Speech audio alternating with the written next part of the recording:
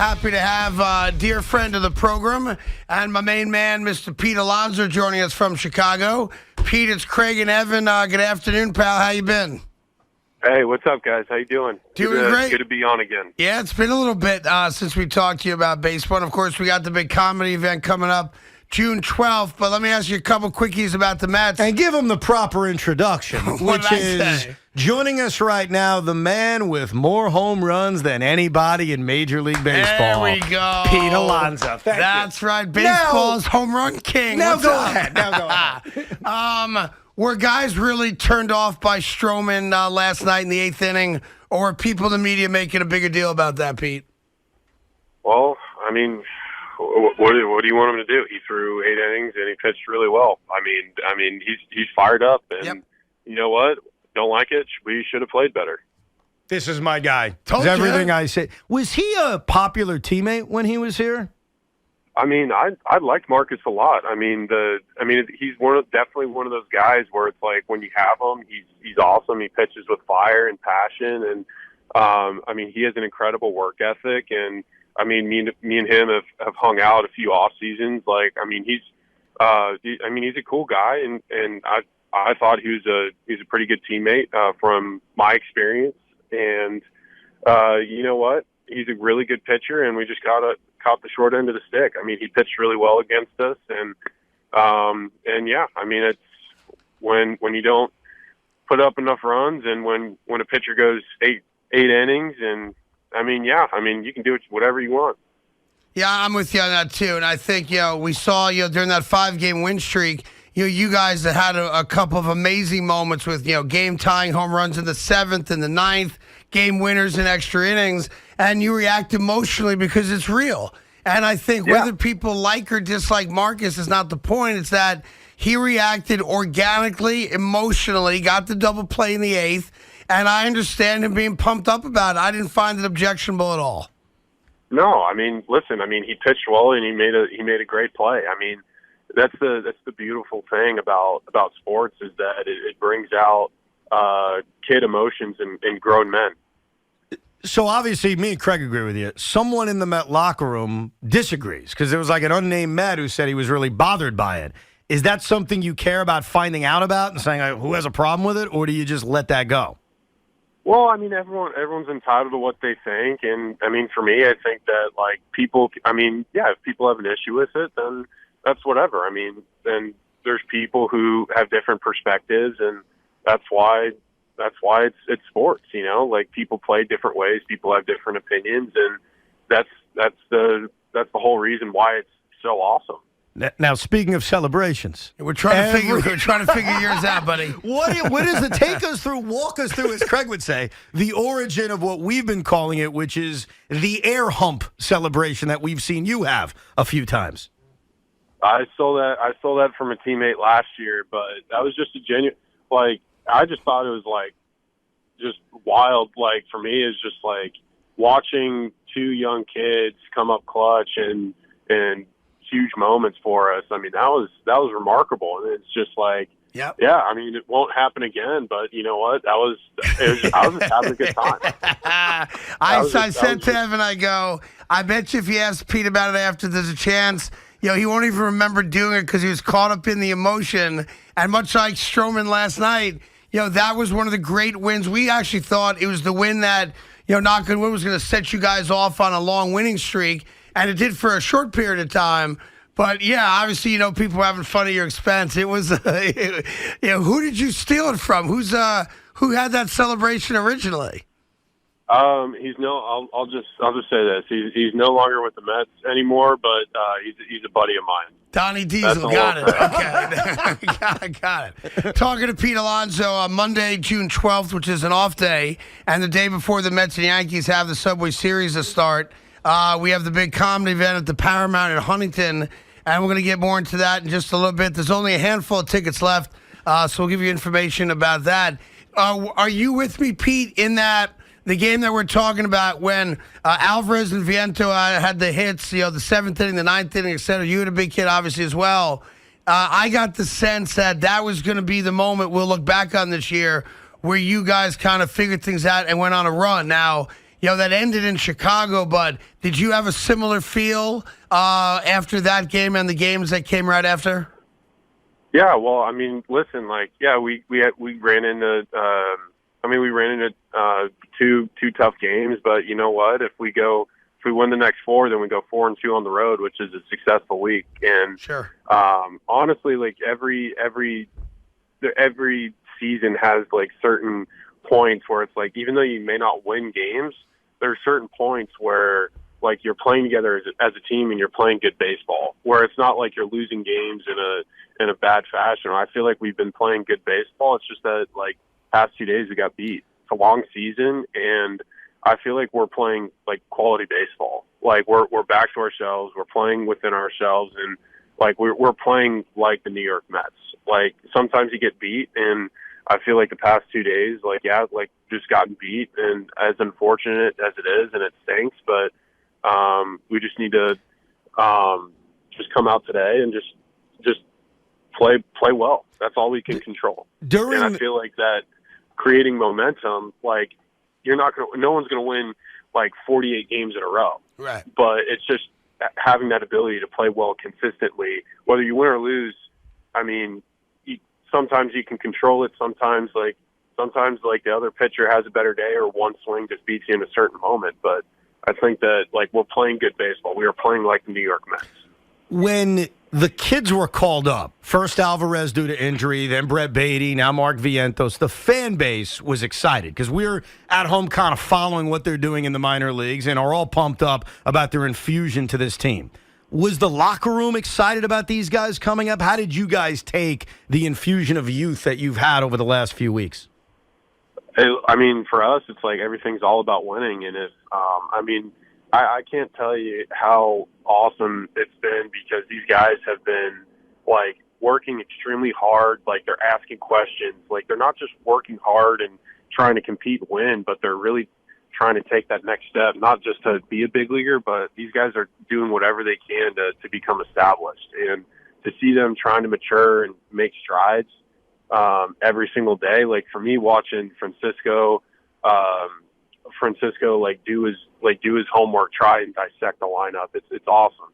Seeing Brett and Mark like in the cage and how they go about their business and how they work taking ground balls. Like it's great. I mean, they're not like people say, oh, they're kids. No, like they're not kids. They're pros. They're professionals. Like, and every single day they've been doing their part, and it's awesome. It's awesome to see. Talking to Pete Alonso, who, for those of you that have listened to our show, all know that, full transparency, we're friends and have been a part of Pete and Haley Alonso's foundation, now known as the Alonso Foundation, for a couple years now. And it's been a great honor to be a part of that foundation. We did a comedy show just on a whim a couple years ago, and it was such a big success. We did it again last year at the Paramount, huge success. And now it's an annual event. It's a major fundraiser. It's a 6-figure fundraiser.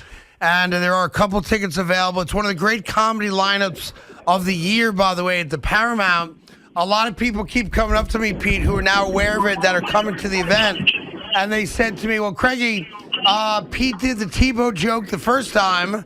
He did the minor league coach joke on the second event. Is Pete doing stand-up?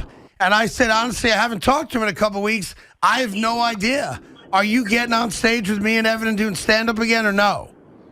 So, I mean, I think there's a really good possibility. Like, I'll share a funny little tidbit that's happened during my baseball career. But you know what? Like, so that was a summer ball college coach. Yep. I mean, it was just a really funny story, and all of this is just, I mean, whether it's true or not, like, it's my perspective, and I just call it how I see it. So other people can think differently, but this is exactly how I remember it. All right, so you're gonna share another story on June 12th, yeah?